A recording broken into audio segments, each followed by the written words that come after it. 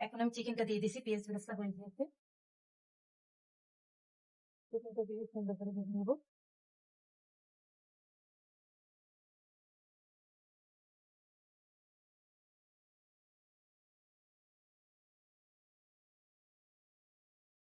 পেঁয়াজ বাটা দিয়ে দিচ্ছি 1 টেবিল চামচ, বাটা দিয়ে দিচ্ছি 1 টেবিল চামচ, আদা দিয়ে দিচ্ছি 1 টেবিল চামচ, মরিচ গুঁড়োটা দিয়ে দিচ্ছি একটা পরিমাণ, ধনিয়া গুঁড়ো দিয়ে দিচ্ছি 1 টেবিল চামচ, জিরা গুঁড়ো দিয়ে দিচ্ছি 1 টেবিল চামচ, স্বাদ মতো লবণ দিয়ে দিচ্ছি।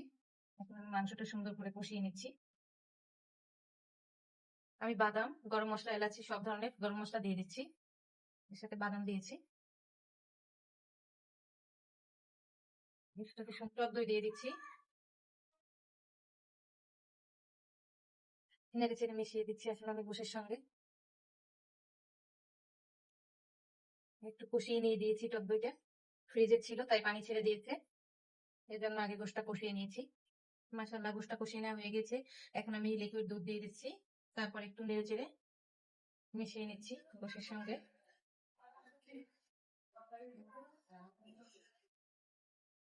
ঢেকে দিয়ে আমি রান্না করবো গোশটা সিদ্ধ হওয়া পর্যন্ত। আমি রাঁধুনি বিরিয়ানি মশলাটা নিয়েছি আজকে বিরিয়ানি রান্না করার জন্য, অর্ধ সিদ্ধ হয়েছে। এখন আমি বিরিয়ানি মশলাটা দিয়ে দিচ্ছি, নেড়ে চেড়ে দিচ্ছি।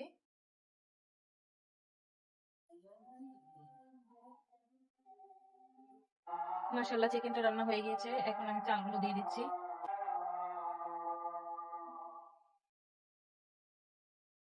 চালটা একটু মশলার সাথে ভেজে নিচ্ছি, চালটা একটু সুন্দর করে ভেজে নিচ্ছি গোশের সাথে।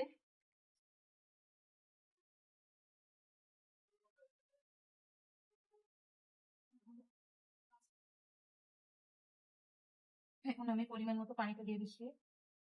1 কেজি চালে 2 কেজি পানি দিতে হবে। বিরিয়ানির স্বাদটা ব্যালেন্স করার জন্য আমি একটু চিনি দিয়ে দিচ্ছি 1 চামচ। আপনারা চাইলে স্কিপ করতে পারেন, এটা দিলে একটু স্বাদটা ভালো হয়।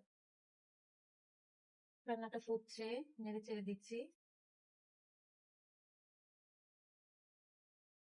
নেড়ে চেড়ে দিচ্ছি নিচ থেকে উঠে বিরিয়ানিটা সুন্দর করে।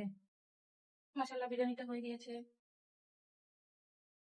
ভাপে দিয়েছিলাম, হয়ে গিয়েছে। এখন আমি একটা প্লেটারে তুলে দিচ্ছি। এরকম আরো সহজ সহজ রেসিপি পেতে ফেসবুক পেজ ফলো করে দিবেন। আল্লাহ হাফেজ।